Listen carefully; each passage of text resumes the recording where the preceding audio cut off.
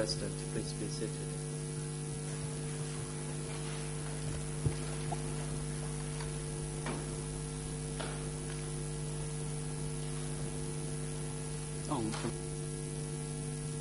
The court is now in session. Before we hand over the floor to the prosecution, Mr. Evidentiary, could you please report the participation of the parties and the individuals summoned by the trial chamber? Evidentiary. Mr. President, all parties to the proceeding are present, except International Defense Counsel for Ian Sari. There is Michael Canavas, who is absent with no reason. As for the accused Ian Sari, he is present in the holding cell downstairs. The accused Ian Sari, through his counsel, requests to have his direct presence in the courtroom for the entire day proceeding. The letter of waiver has been delivered to the greffier. Thank you.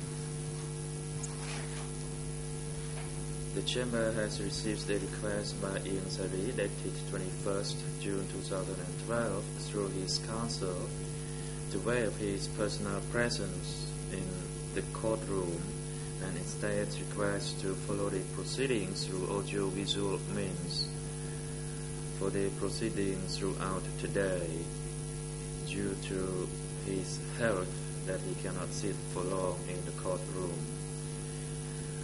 Based also on the recommendation of the treating doctor of the accused, who recommends that for today's proceeding, the accused should be allowed to follow it through audio-visual means as he is getting fatigued easily when he goes up and down the stairs and that he cannot sit for long. And the Chamber is of the view that as Mr. Ian Sari already requested to have his direct presence in the courtroom and instead to follow it in the holding cell downstairs through audio-visual means, and that he could have a communication directly with his counsel, the Chamber agrees to the request made by the accused Ian Sari to waive his personal presence and that he is allowed to follow the proceedings through audio-visual means in the holding cell downstairs for the entire day proceeding. The AV unit you instructed to link the proceeding to the holding cell downstairs for the entire day. The floor is now given to the prosecution to continue questioning this witness. You may proceed.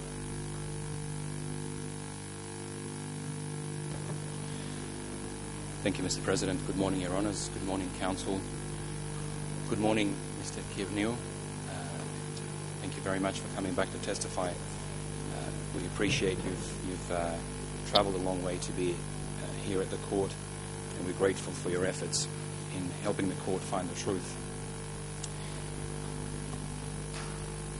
What I would like to do is ask you one or two very brief questions about the period before April 1975, just to clarify a couple of your answers and then move on to the events that you saw from 75 to 79. You told us, I believe, that you were originally from Trapang Tum commune. Is that correct?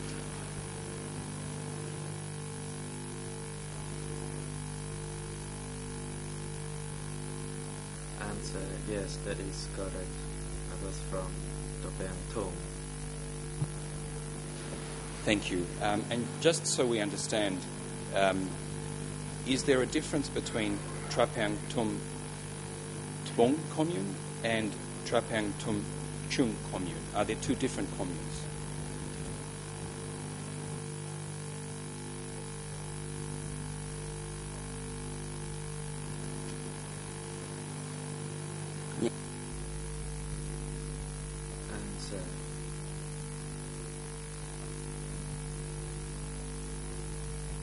I apologize if I made an improper statement or speech yesterday to the President,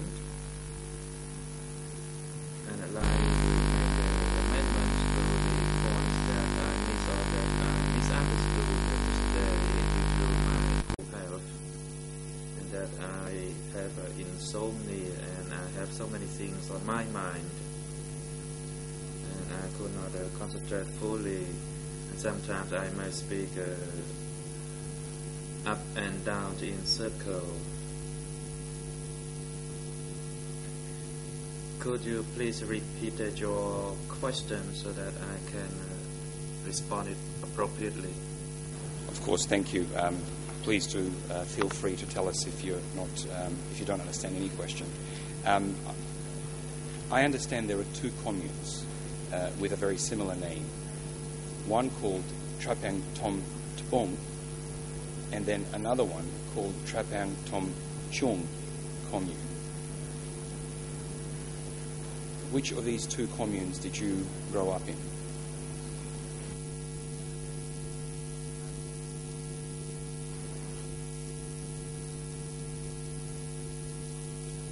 Answer.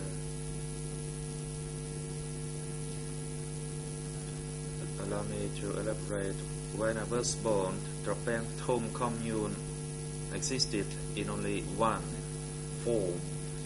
Later on, it was divided into two.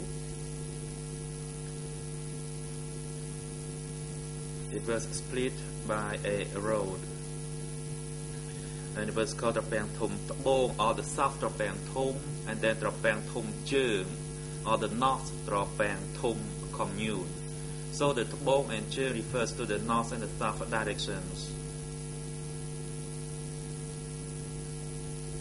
And my native village is currently located at the Trapang Thom Tbong commune, or the South Trapang Thom. Thank you very much for that comprehensive answer. And just one more question on that period. Was Tamok also from this commune or from another part of the area?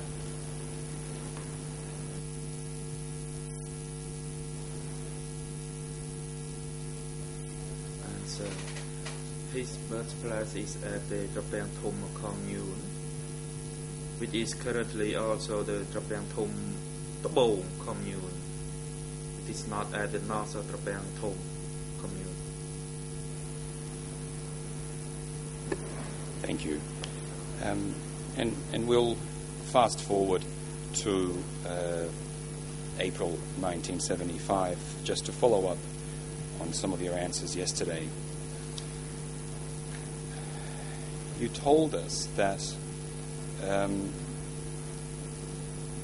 monks from Takeo and Phnom Penh were brought to or came to a pagoda in April 1975. Do you recall the name of that pagoda?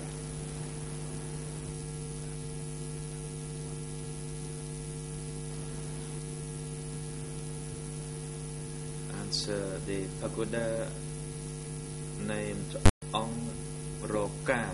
I was then a monk, and I stayed in that Ong Roka pagoda as well. So the monks gathered at that pagoda. I'm particularly interested in when it was that you came to the pagoda. Did you arrive there on the 17th of April, or after that, or before that?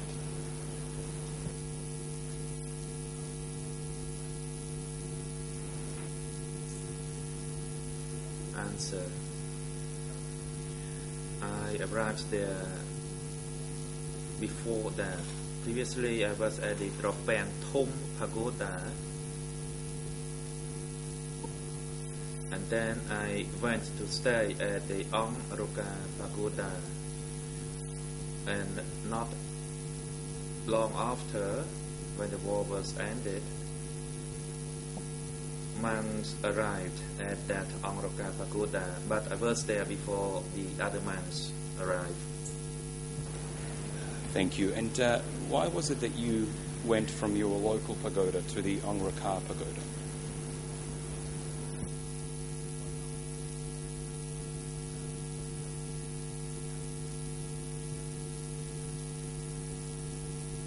Answer. At that time, people told that Angkar required us to go and stay at the Ong Roka Pagoda. I could not remember the names of the individuals, but they were representing Angkar when they gave us that instruction. So, if I understand your answer correctly, and please do correct me if I'm wrong, sometime before the 17th of April, monks from a number of pagodas were told to come to Ong Roka Pagoda.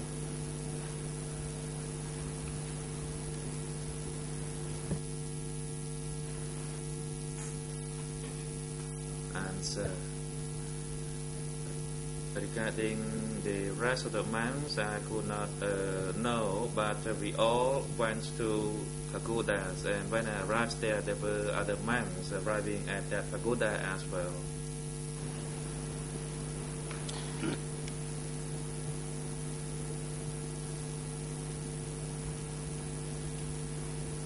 And just one more question on your arrival at the pagoda. You don't recall who it was that told you to go to Ong Roka, but did you have to go to Ong Roka, or if you chose to stay at your local pagoda, could you have stayed?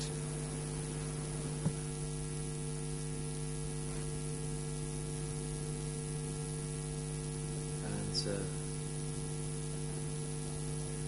I did not think about that at the time, because at that time everybody was very careful,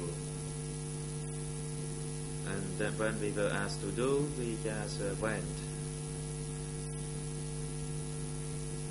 Also, I like to add that when I was young and got through the various stages of war, we had been told that we should plant the kapok tree. It meant we should keep silent on other matters and just mind our own business. And that was not the only occasion. That had been a practice and instructions from a long time ago.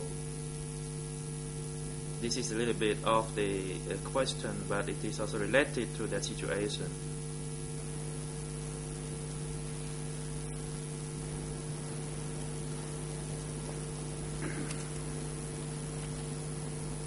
The people that told you to go to Ong Roka,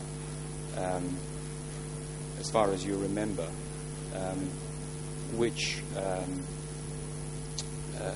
did they belong to? Which organization? Were they from the Khmer Republic regime, or were they from the Khmer Rouge or some other group?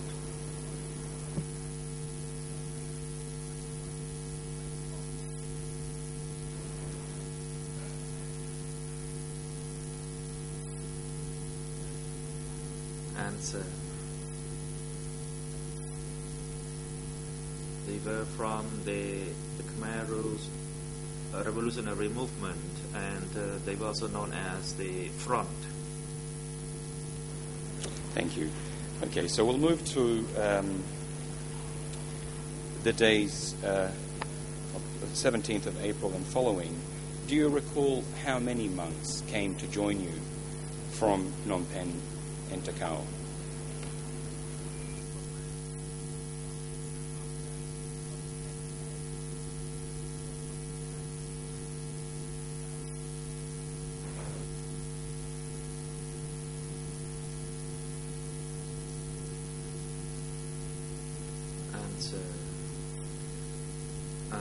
could not know the numbers of the monk, as I was not responsible for that, but there were many monks, and I greeted some of the monks whom I knew. But as to the exact number, no, I did not know. I am neither a historian or the one to consider such information at the time. Thank you. Please feel free just to tell us those things that you observed or experienced personally. Did you know who brought these monks to Angkor Wat? Did they come voluntarily, or did anyone tell them that they had to go there?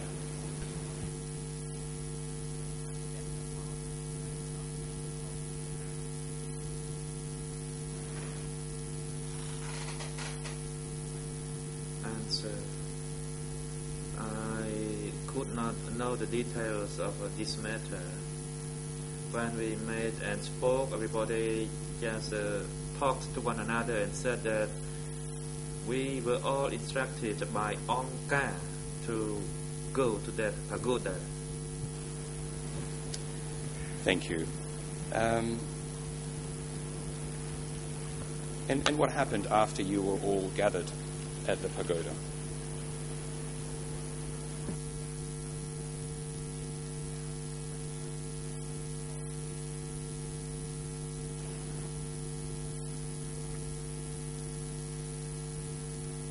Answer.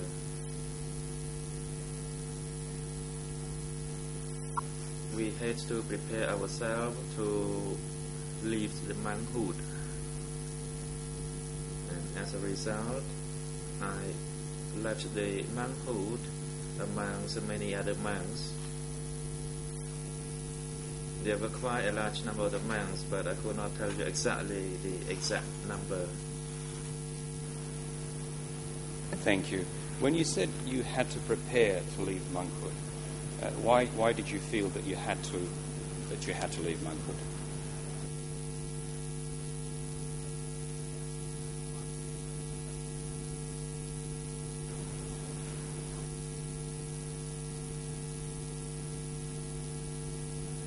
Answer.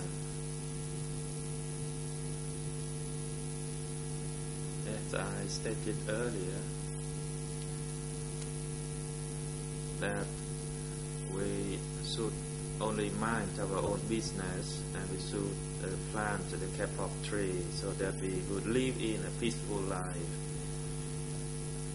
So we did not really ask or inquire much about the instruction. When we were told to leave the monkhood, we just followed it and we left the monkhood. Thank you. I think my question was not very clear, but you've answered it. Do you recall who it was that gave you the instruction to leave monkhood?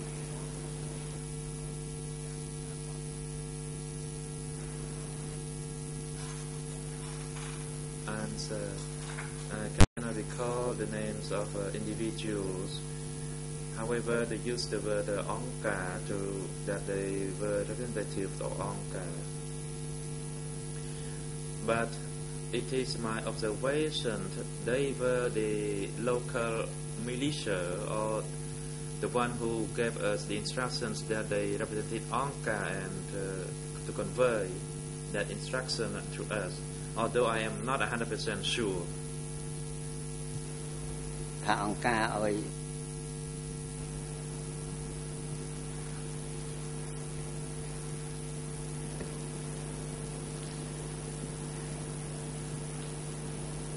And just to avoid any doubt, when you say local militias, are you referring to Khmer Rouge people or some other group?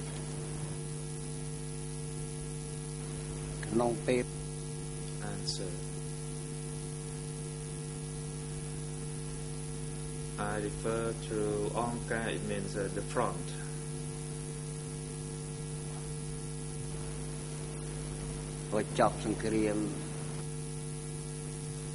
because at that time the war already ended and the Phnom Penh residents already left the city. So that was the only group remaining.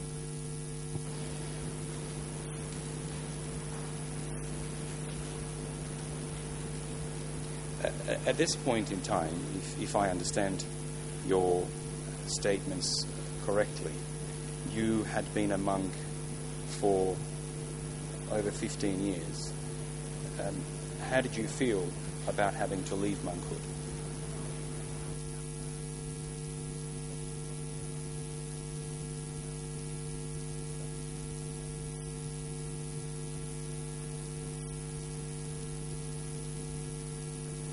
Answer. I had been a monk not only 15 years but for 25 years since Cambodia was still under the French colony, that is in 1954. And from that on until 1975, the period that you are referring to.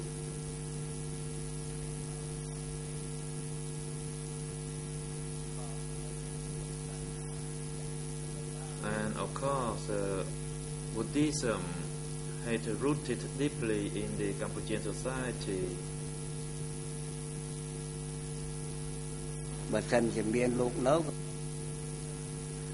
Of course, we tried to practice Buddhism, but if we were not allowed to do so, then we had to comply with them. At that time, I was 42 years old.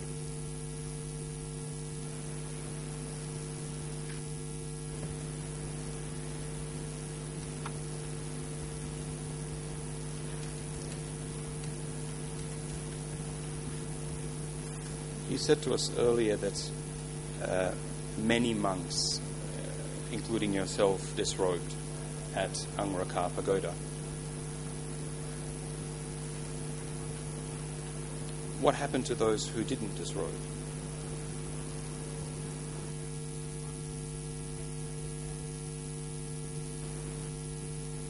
Answer. You used the word if, and I did not think about that at the time. When we were ordered to disrobe, we just did that. So we could survive. We did not think much of the rest.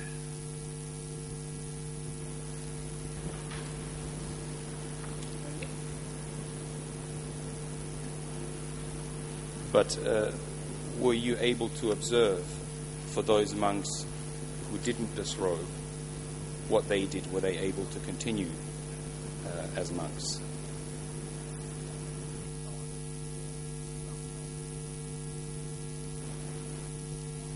Answer. During that time, I did not notice any senior monk or novice monk objected to the disrobe.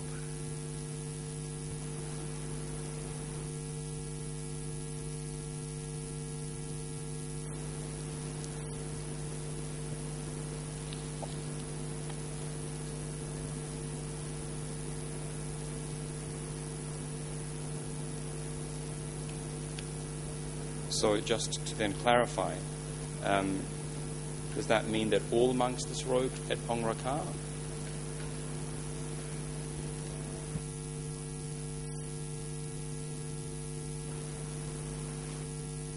Answer.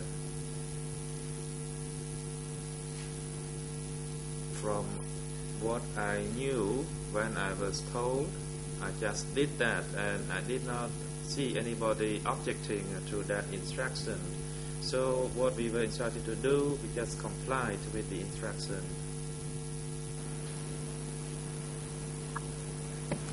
Just a couple more brief questions on that topic.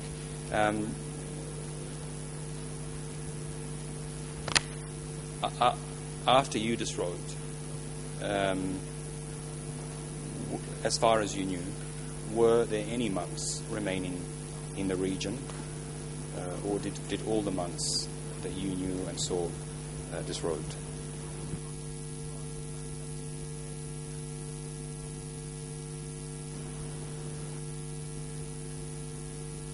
Answer. You are referring to a pagoda. Which pagoda are you referring to? In your statement, you talked about Angkor Pagoda, and you talked about Chum Shrum Pagoda in Samrong Commune.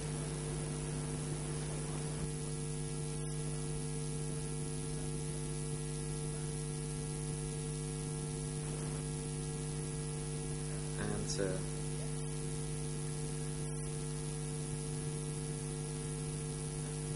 Let me say this. Previously, I referred to the Pchak Chrum Pagoda.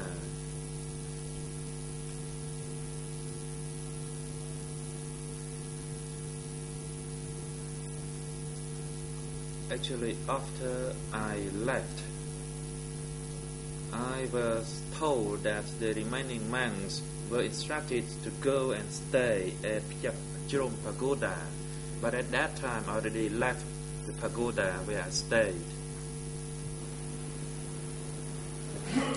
Thank you. And did you ever hear anything about those monks that went to the Chuk Chrum Pagoda?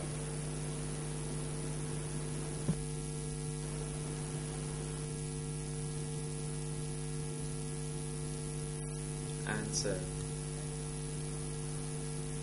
It was kind of a third-hand information, as I heard it from somebody who was told by somebody else. I was told that there was a monk there named Ong. He was from Kiriwung, and the information that I heard, it was later on. It means I met someone from Kiriwung about 5 years ago who told me that that monk was instructed to disrobe, but he resisted, so he hanged himself. And I learned that only recently when I met that person from Kiriwung when I came to Phnom Penh. So that information came to me at a very later stage. Thank you. Moving on from the issue of monks, you told my colleague yesterday that after the 17th of April, people could practice their religion to a limited degree. Could you describe for us how it was that practice of religion was limited for the people after April 1975?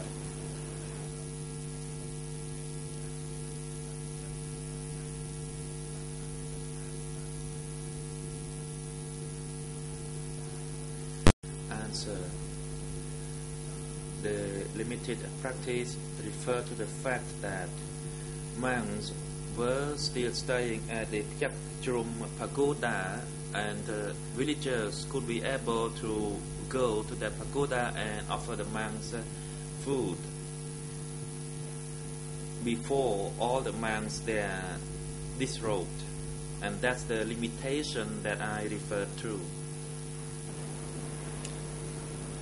Thank you. I know this was a long time ago, but do you recall how long it was after April 75 that people could still go to Chuk Chrum Pagoda?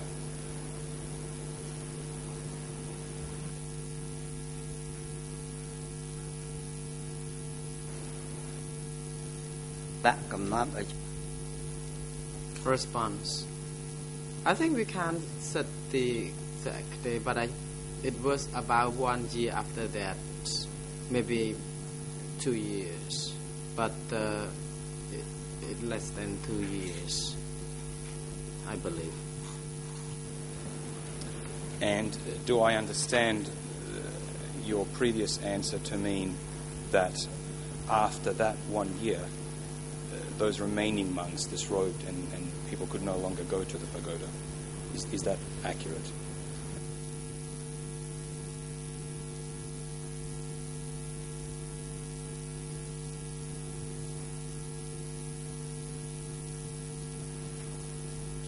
Response. Could you please repeat that question?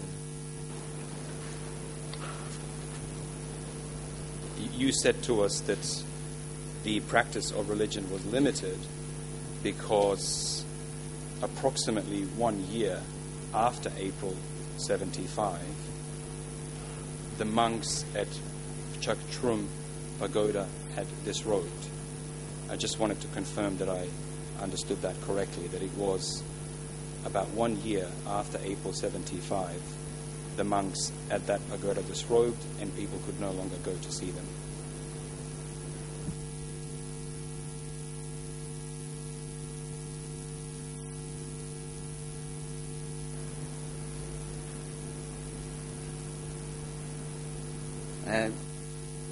Response. To put it simply, without monks, how could people go to pagoda? What was the point of going to the pagoda without monks? Because normally Buddhists went to the pagodas because there were monks. Otherwise, they would go there only to see the empty pagoda.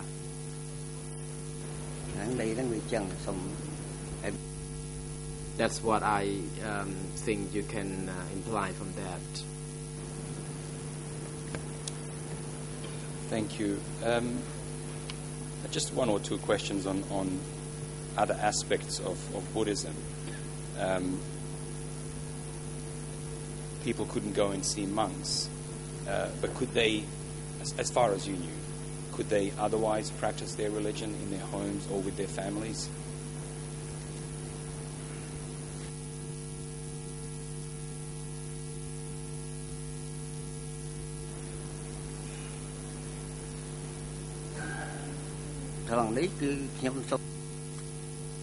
Response.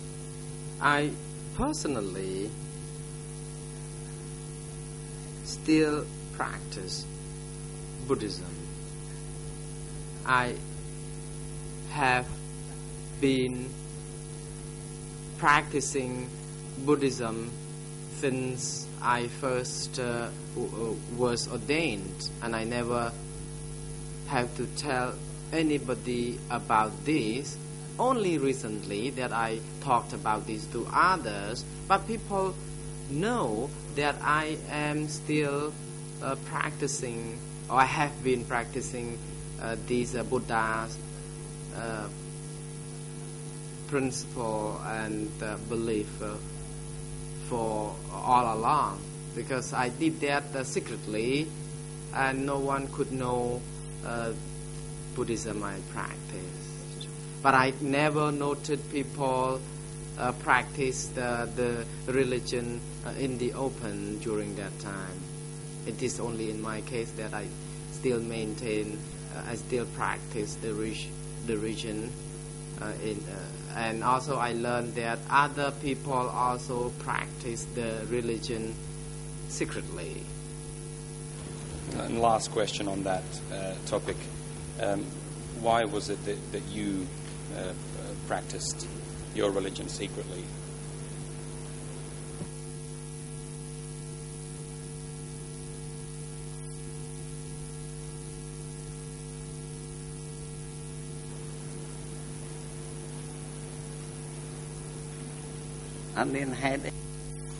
Response. I think there is no much reason behind this. I am just faithful in Buddhism. I have good faith in Buddhism, and I am convinced that Buddhism is one of the best religions in the world. There are 100 books concerning the Buddhism, and Buddhist dharmas were translated into many books by Supreme Patriarch like Chuan Nat. So we actually were not just convinced by reading the books, but we also are convinced by the fact that we have learned and we have witnessed in our daily life. Let me just clarify that question, and thank you for the answer. My question was simply why was there a reason that you didn't practice in open?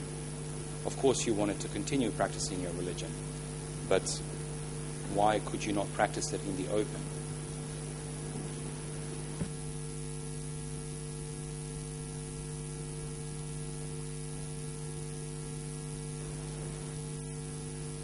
Response.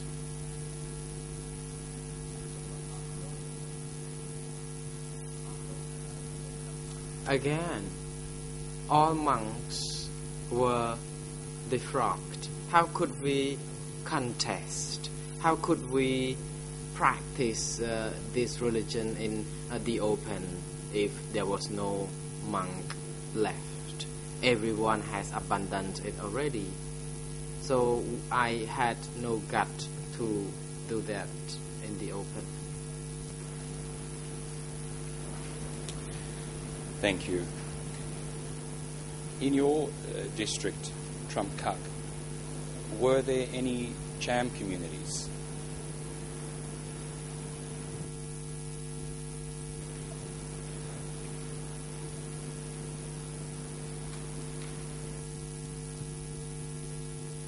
Response. I'm not sure. However, I know that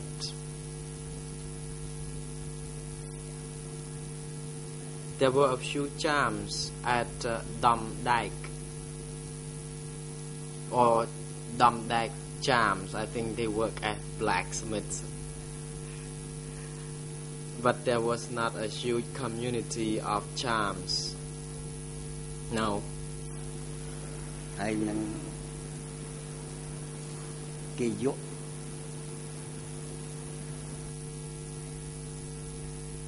Khmer children were sold to the Chams who located to the east of the pagoda. That's what I know. You said to us that monks disrobed and Buddhism was no longer practiced openly. What happened with the Chams and Muslim religion? Were they able to practice their religion?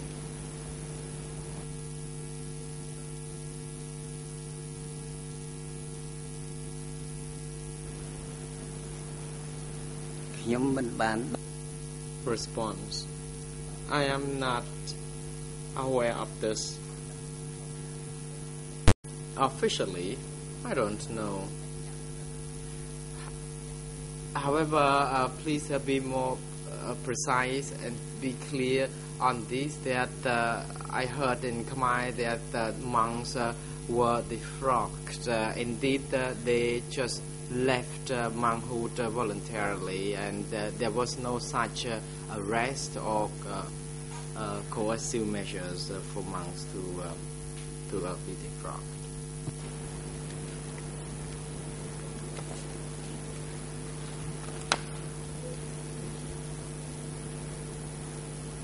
Those Chams that you knew or that you saw in that period, were they still practicing their religion, as far as you knew? If you didn't know, please tell us.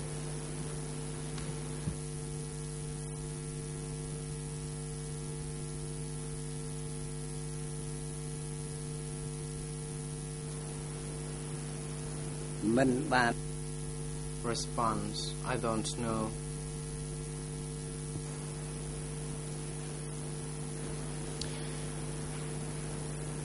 And before we leave this topic of religion, I just want to clarify your previous answer, where I think you said there was no force for monks to leave monkhood.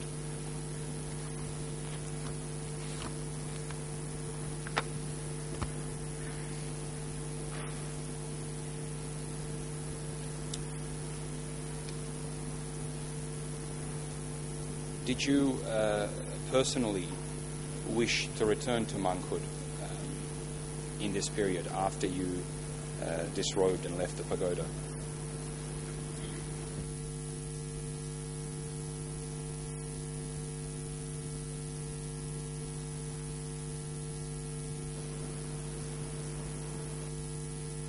Response. During the 3 years period, I think it is subject to a condition again with if. I think I had no willing to return to monkhood. When I left the monkhood, I was 42 years old and got married with children. So I think there was no condition such as what if I had to return to monkhood. I think no, because I had a family of my own. With before I left the monkhood, perhaps I loved the status quo. However, when I already left it, I would never want to go back.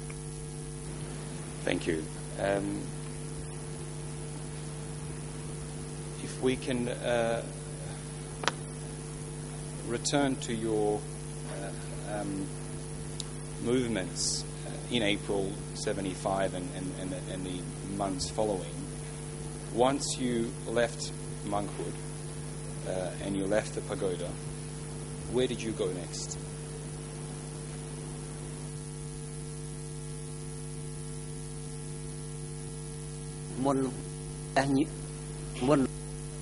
Response. First, I went to my mother's home.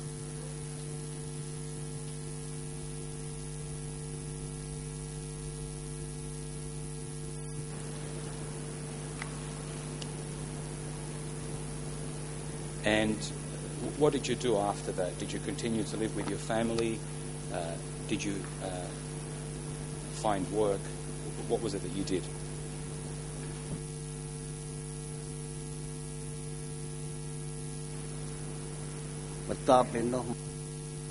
Response.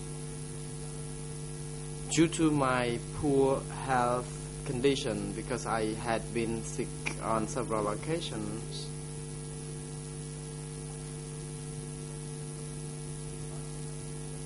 I was asked by the people of the commune and district to stay with the doctors. There was a hospital based near the pagoda in Tropiangkul Cheung location.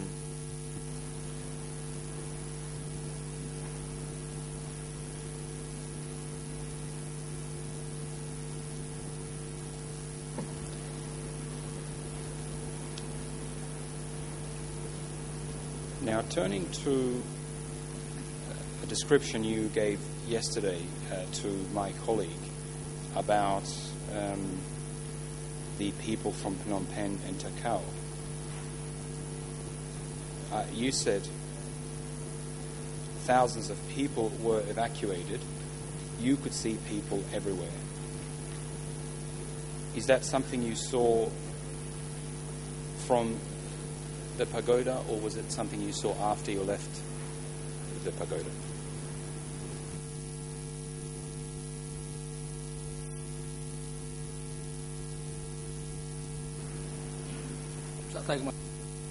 The President witness, please hold on, and counsel for Mr. Nunche, you may now proceed. Thank you, Mr. President. Good morning. I may not remember correctly, but I remember this witness saying yesterday that he actually didn't see the people, he heard people talking about the people. And in that sense, the statement he gave to the investigating judges was corrected. That's how I interpreted yesterday's testimony. Your Honours, I believe the witness did make that comment, but he also said subsequently in describing the evacuees that the sentence that I quoted is pretty much word for word what he said. I'm more than happy to ask the witness whether he saw evacuees and take it from there. Mr. New, we'll just take a step back. during your stay in Pagoda on the 17th of April and the days following, or after you left the pagoda, did you ever see people who had arrived from Phnom Penh and Takao?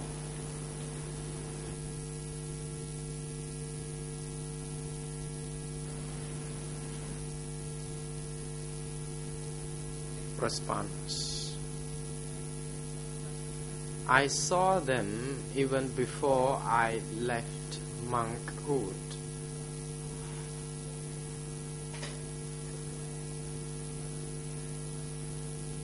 And the same people I saw when I had been in as a monk, I saw them again even after I was disrobed.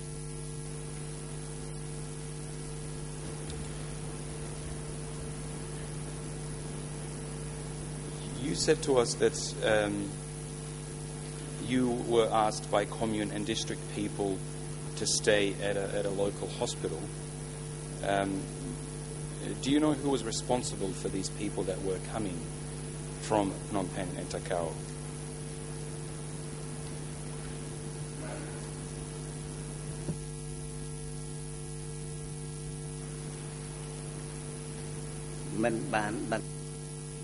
Response. I don't know. Because we know more about the term Angka and no individuals were ever mentioned. There were committees for the district and the province, but everyone was referred to as Angka.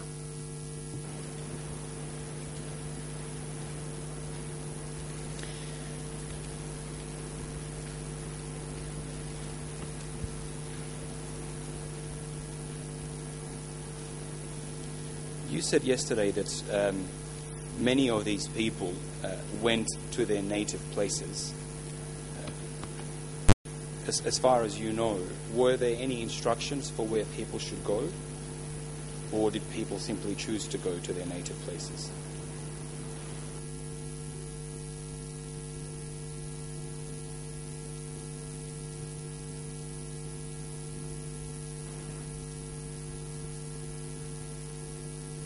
Response.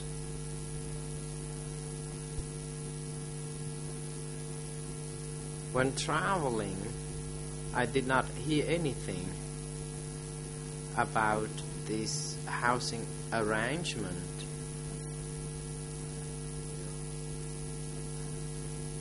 And during that time, people could choose to go wherever they wished to go, indeed. But you did say yesterday that villages and communes received the evacuees, including militias. Were these the same militias who had been instructing monks to leave monkhood, or were they different people?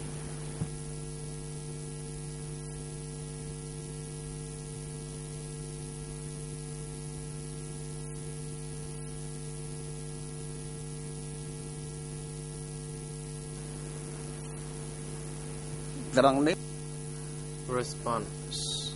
I did not see this in person. I have heard from others. There were a lot of people, and I don't remember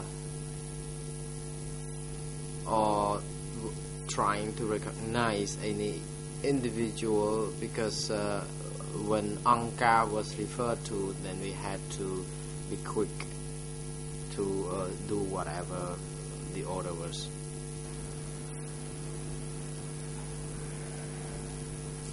You said to us yesterday that you saw some of your relatives who had also been evacuated, and I think you said that you talked to them about their trip. Did they tell you why they had left their cities?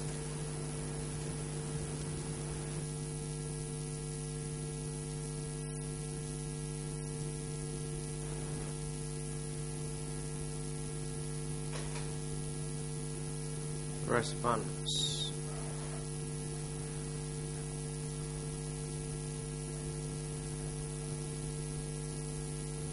I heard people from Phnom Penh told me about the attack and that people had to move out.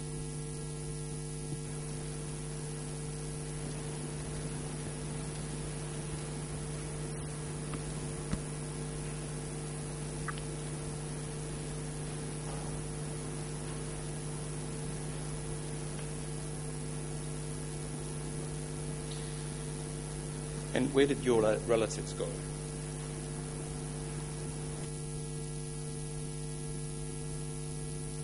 That was Response. They went to their native communities to Trapeang Thom. Some were from Phnom Penh and some were from Takao.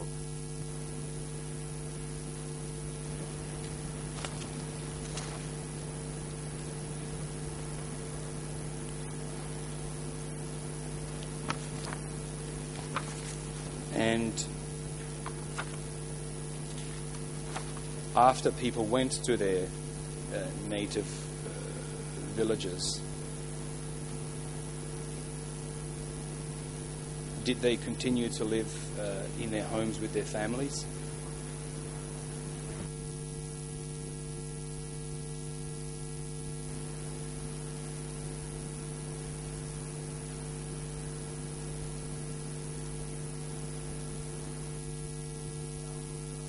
Response.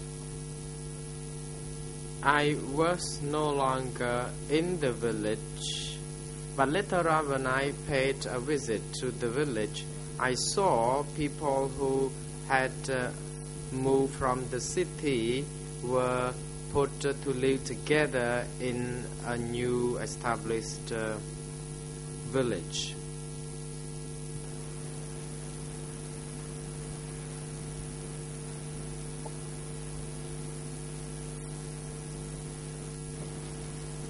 You said to my colleague yesterday that at some point cooperatives were established. Were these cooperatives established in this new village you're describing?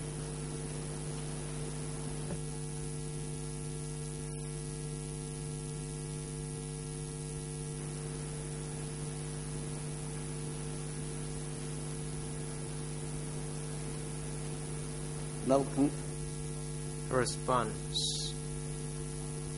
In my village, there was a cooperative, but I did not stay in the cooperative because I left the village. I only know about this when I paid a visit to my village to learn that people were placed to live in the cooperative. And did everyone from your village live in that cooperative, or only some people?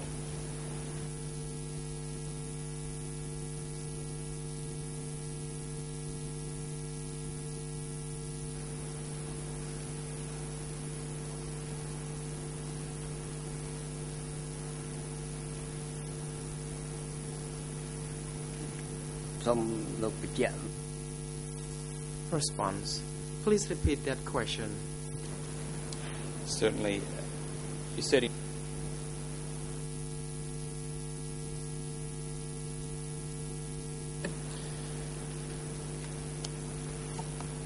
And what did people do in these cooperatives? Did they have work to do? And what sort of work, if you know?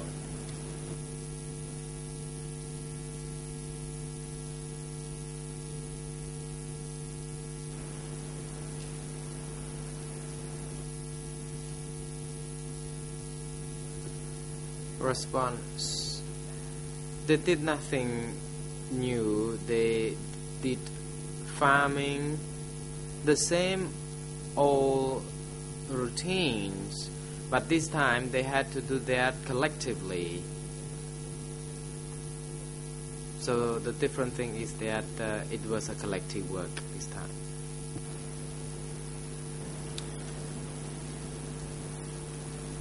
As far as you knew, could people choose not to live? Could people choose not to live in a cooperative?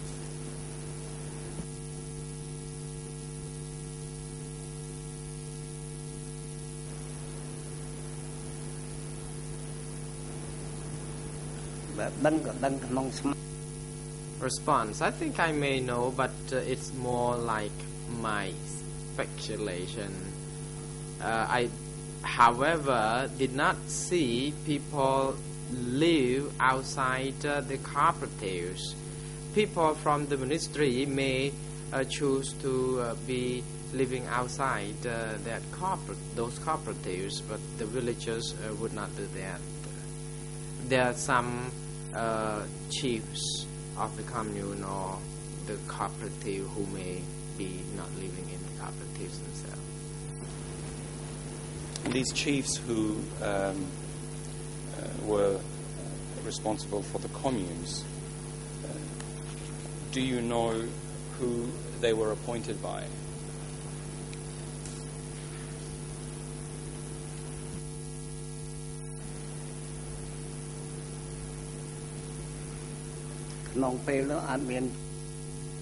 Response: at that time, no individual would be named concerning this appointment. Everyone would be appointed by Angka.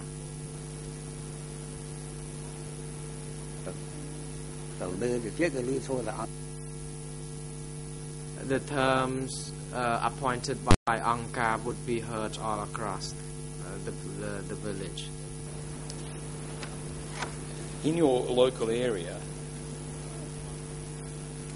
as far as you remember, were there any announcements given about these changes to people's living conditions?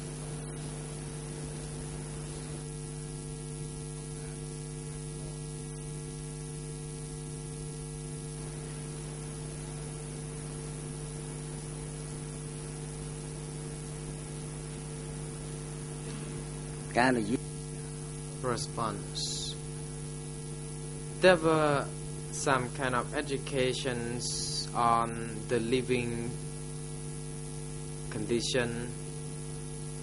People were asked to attend study sessions, meetings where this topic were discussed. For example, there were meetings where people would be criticizing one another. The self-criticism sessions would be convened to discuss about the work progress, the shortcomings, the weaknesses, for example.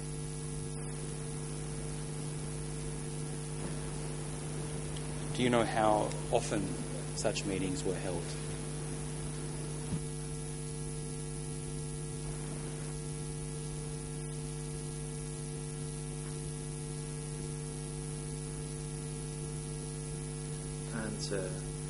I cannot recall how frequent it was, but it was rather frequent in fact. Monks were also called to a meeting, and it was held by every 2 weeks. But as for the ordinary people, there were frequent meetings, but I could not recall.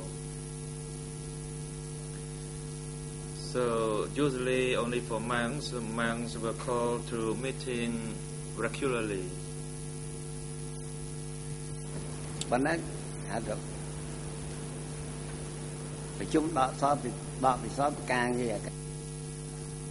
Usually the meeting content was to discuss the shortfall or the shortcomings of the performance of individual. And who would preside over these meetings? Who was the person chairing the meetings?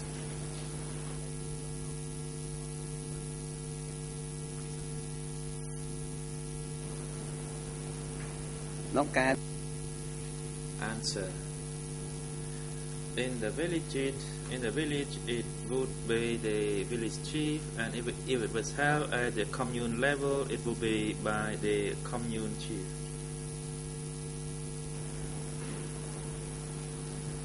Dùng men tên thấy ông ca cầm mập ơi. But in fact, it will be designated by Angka.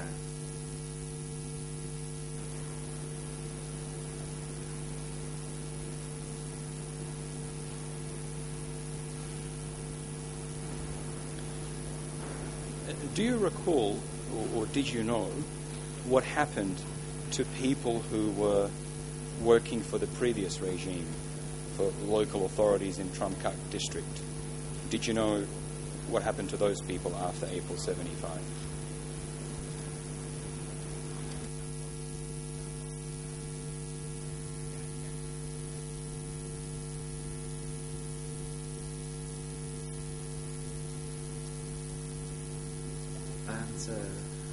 Regarding the former officials, some are still living today, and one I know is now an Achar at a pagoda, and some just disappeared since, never returned to the village. And they actually separated when they left Phnom Penh, and even their relatives did not know about their whereabouts.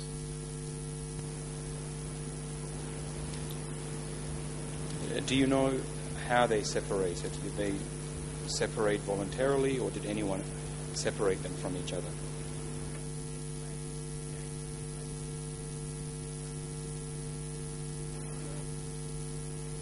Answer. When I asked about their relatives, they said that some of their relatives went to various villages, but they never returned. One person by the name of Su Naim, who was a medic, and actually he went to study medicine in Paris for 3 years. And when I asked the relatives of this person named, they told me that he disappeared since, and nobody actually knows what happened to him.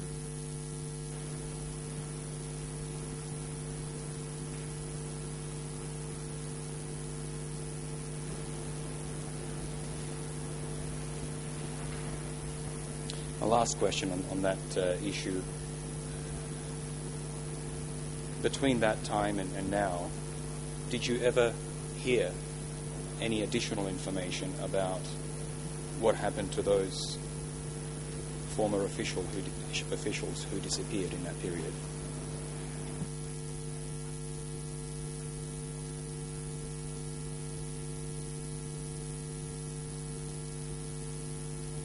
Answer. What I have heard of, it is no difference from what the millions of Cambodian people throughout the country know. It was just information passing on from one to another throughout the country. So it is not a first-hand information.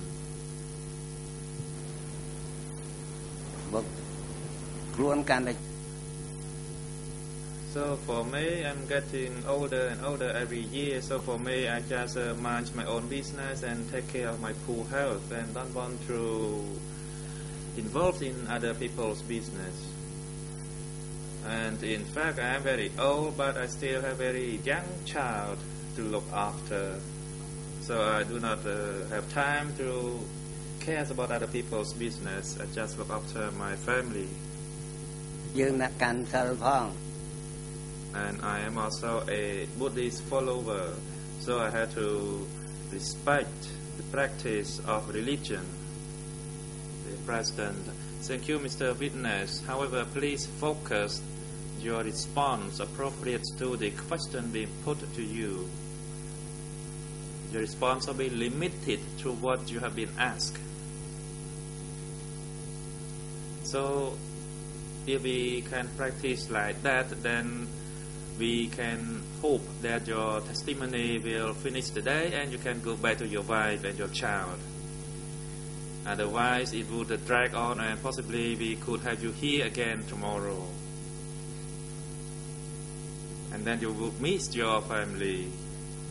So please focus and respond precisely to the point that you are being asked.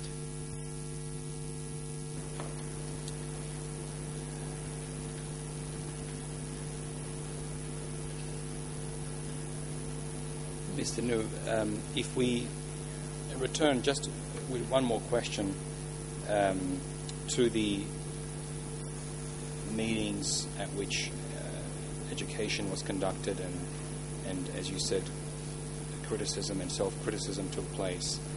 As far as you remember, were any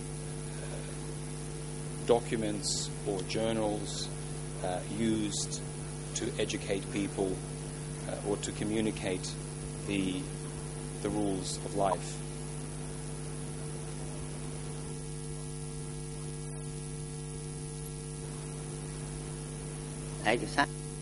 Answer: yes, there is document. Do you recall what type of document that was?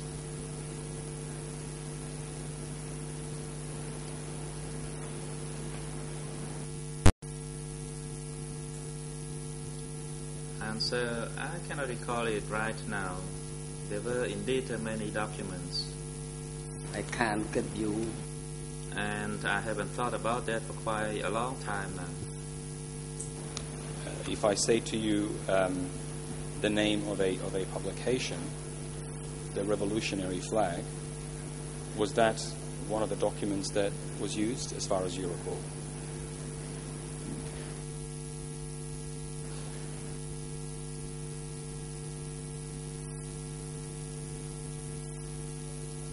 Answer: I heard of the work, the Revolutionary Flag, only as part of a song. People talked about it, but when you refer to an actual document, I cannot recall it.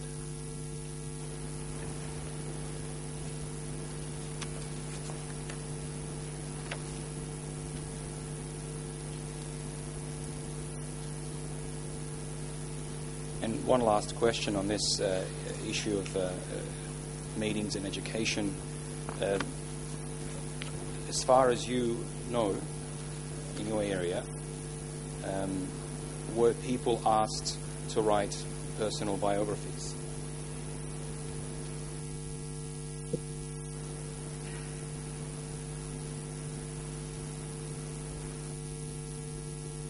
Answer: I do not know about the general population. However, as those people who worked, they were instructed to write their biography. Were you ever asked to write one?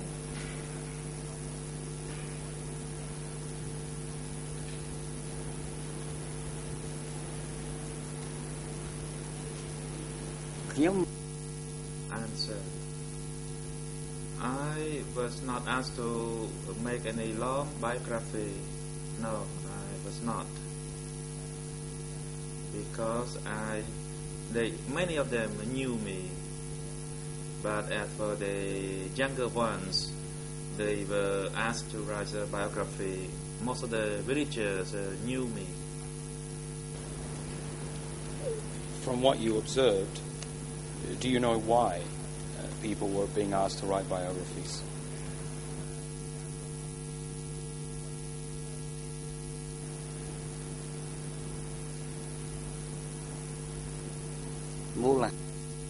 Answer: in regards to any official reason, it's beyond my knowledge.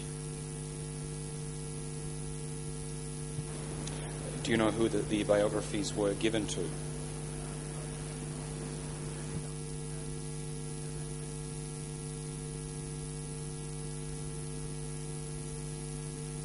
Answer: I did not know. As I stated earlier, everything was in connection to Angkar, so the biographies were sent to Angkar as well.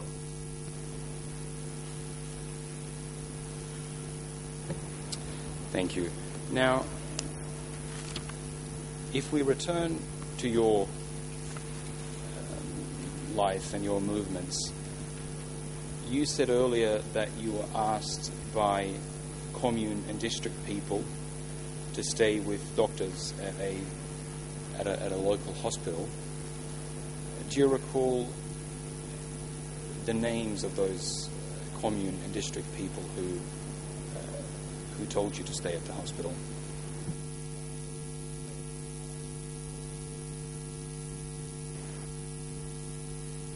Answer.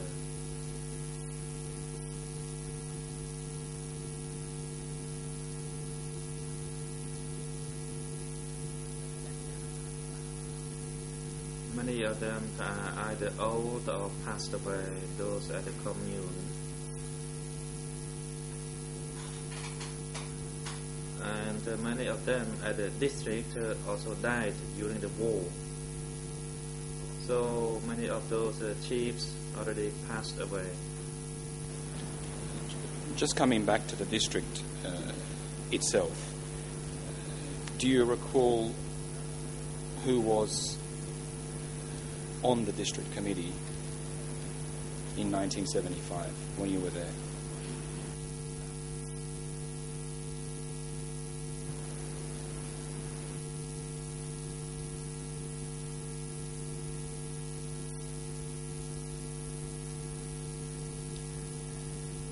Kut and Chai are the district committee. However, they both died. Kut, if you think of the age, he's around 80s by now, but Chai was more than 100 years old by now. And many of the young ones also died during the war. And another one was Yep, also died. When you say kit, is that Priya kit?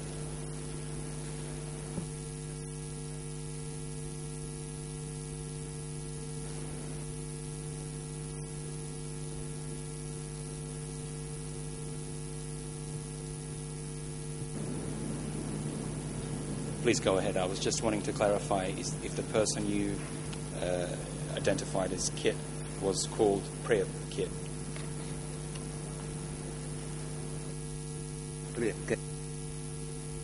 Answer. Very good. Thank you. Were any members of Tamok's family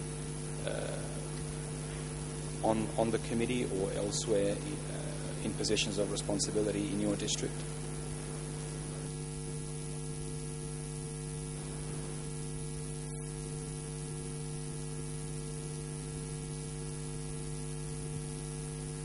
Answer. There was Tamok's younger sibling who was at the commune level, but that person already passed away.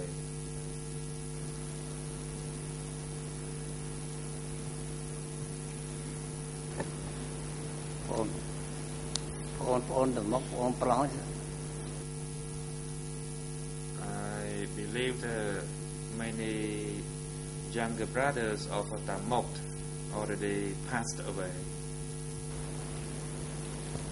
Thank you.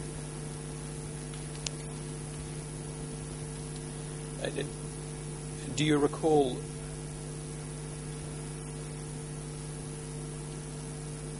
which sector the Tramkat district was located in during this period?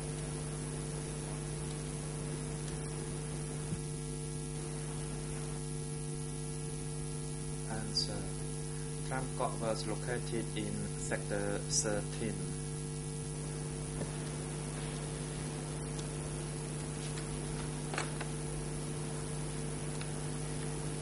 And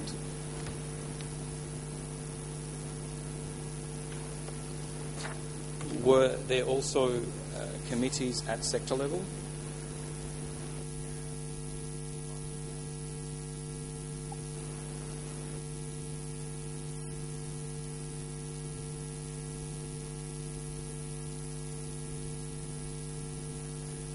Answer. Can you clarify the word committee at the sector? Yes, indeed. You said to us earlier that there was a committee that will be in charge of a district, as well as a committee that will be in charge of a commune, and I was just asking whether there was also a committee at the sector level.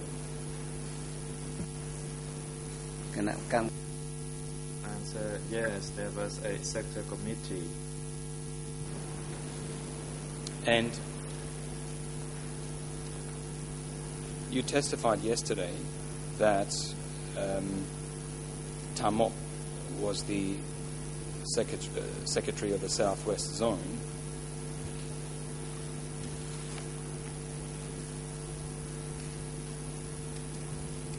As far as you know, did those people from the sector report to or work for Tamok?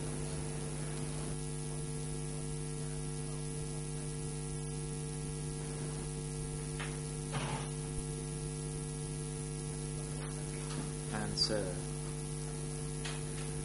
I could not say whether he was the official secretary of the sector. It was the affair of the upper level.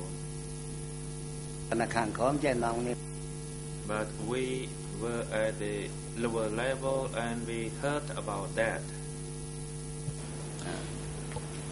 Very well. We'll return then to your life, and we were discussing earlier how you went and stayed at the hospital.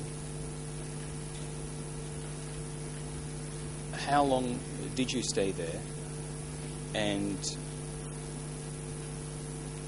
what were you doing at the hospital?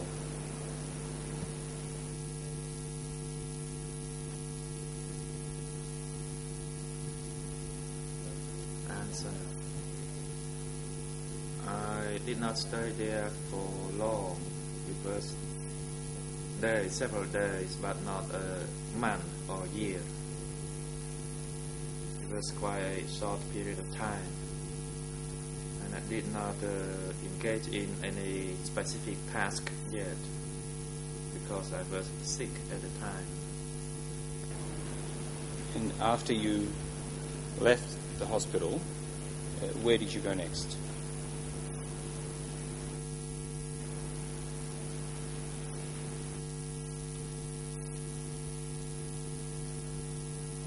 And after I left, I went to stay near Tamok.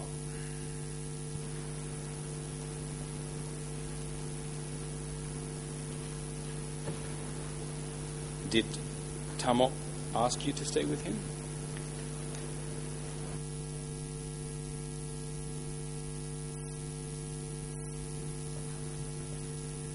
Yes, he called me to stay close to him.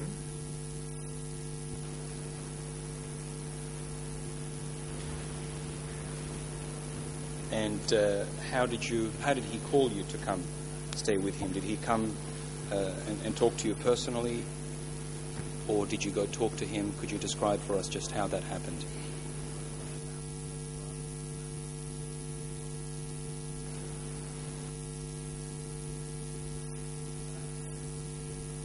And he actually told the provincial committee by name of Saum.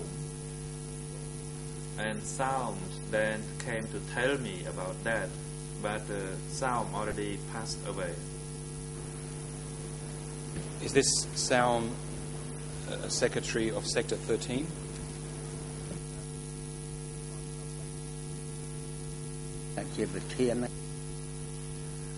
Answer, I believe so. He was the chief. But he's already passed away.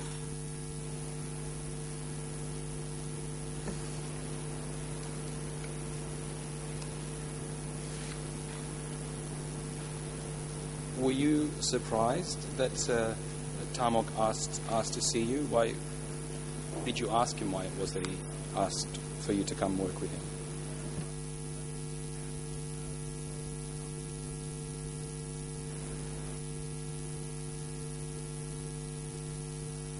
Answer. When I went there, he told me that he would ask me to work with the currency. But I told him I was afraid of working with the currency, as I was afraid that if it's lost, then I will be in trouble. But frankly speaking, I never laid my hand on any money.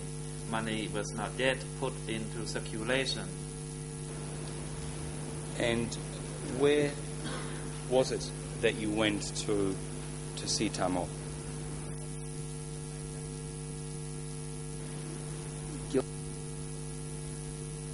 Answer. I met him near the vicinity of Kampong Kontut, near the Kontut River.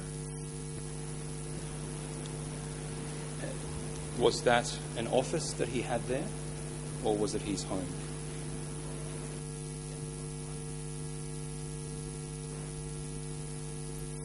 Answer. Initially, it was a base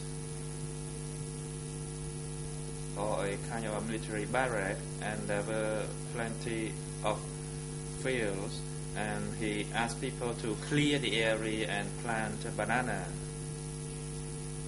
And he also asked soldiers to help with the plantation of the banana, and it was close to the river, so there was plenty of water.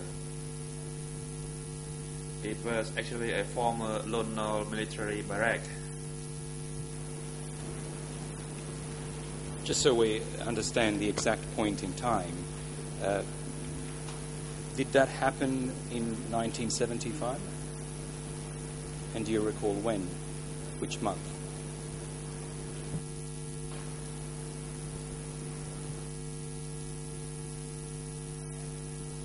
Answer.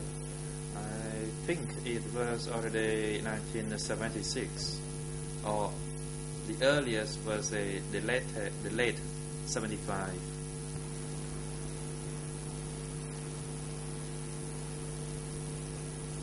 Now, you didn't handle currency, as you said to us. What sort of work did you do at this location?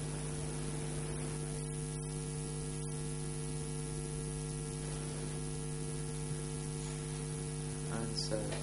I did not do any major tasks, so I assisted in counting the tools and other stuff,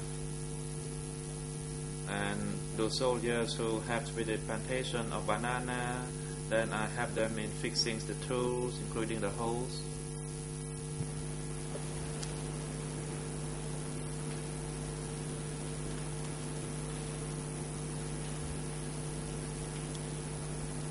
And did Tamok stay at this location during that period that you were working there?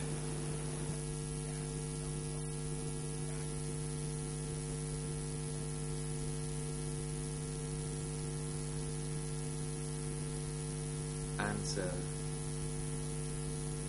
I'm sorry, if you could repeat that. The microphone wasn't on. If you could just repeat your answer.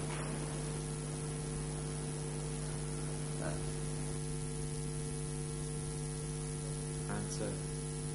My apology, I did not look at the button. The monk was not far from where I stayed. He was in his office adjacent to where I stayed.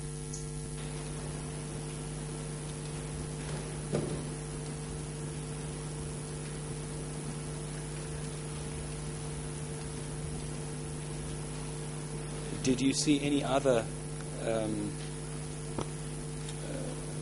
leaders or higher level cadre at this location?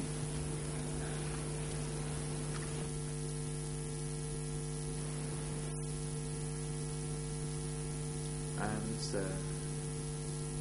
I did. I saw people from the sector, from the district, and from the division. So there were many of those high-level people. And do you know why they came to Kampong Kantut?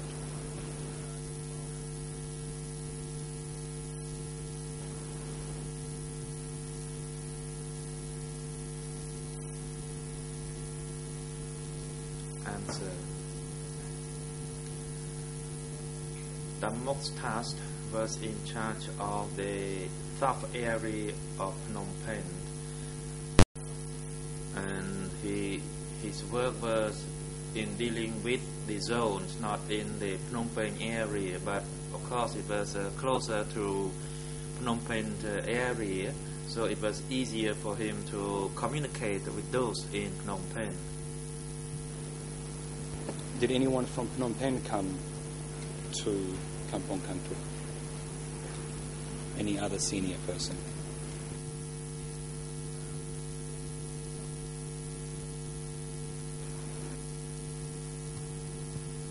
And there were quite a number of people from Phnom Penh, but as if you can recall, I left the monkhood not long before that, so I did not know many of them. I knew a lot of monks, but I did not know many of the ordinary people.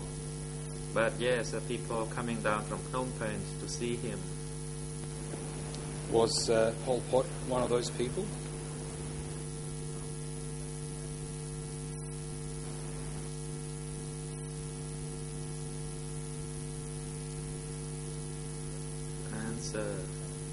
I don't think I saw him, but I saw him in Takeo.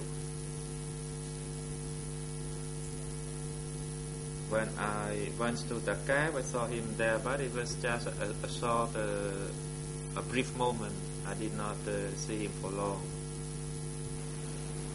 And what was the location in Takao where you saw him?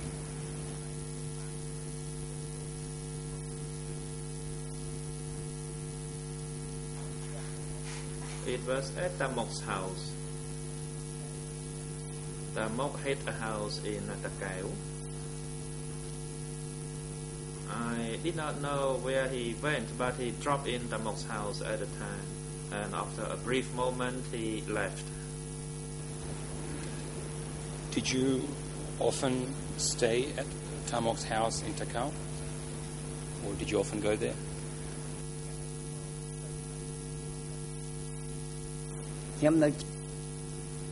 Answer. I was not far from the Mok's house. Thank you. How long did you stay with Tamok in this area?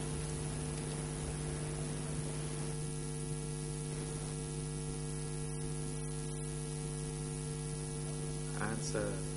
I did not stay for long.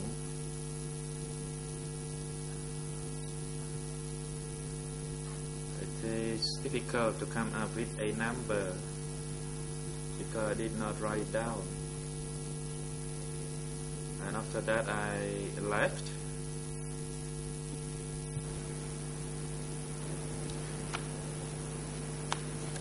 Where did you go after you left the area where you were working with Tamok?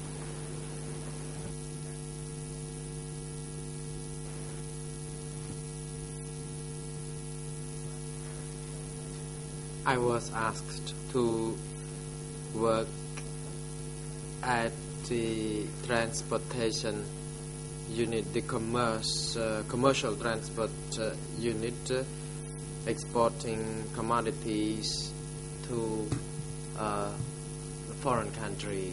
This unit is always at the southeast, rather southwest zone. Thank you. Mr. President, I would now start a new topic. If you wish, I can stop and continue after the break.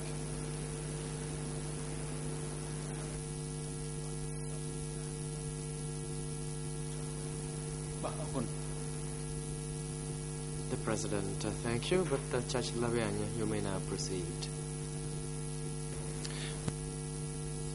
Thank you, Mr. President. I believe that it is necessary for purposes of the record to specify which person we are speaking about when the witness was speaking about a visit in Tamok's house, because in French we didn't know who came to visit Tamok. So I think it would be important to know who was this person who came to visit Tamok. Thank you, Judge Laverne. President, with your leave, I can just put that one question to the witness. Mr. New, if you heard Judge Laverne in the French language, we didn't hear the name of the person who came to Tamok's house in Takao. Could you just repeat that name for us, please?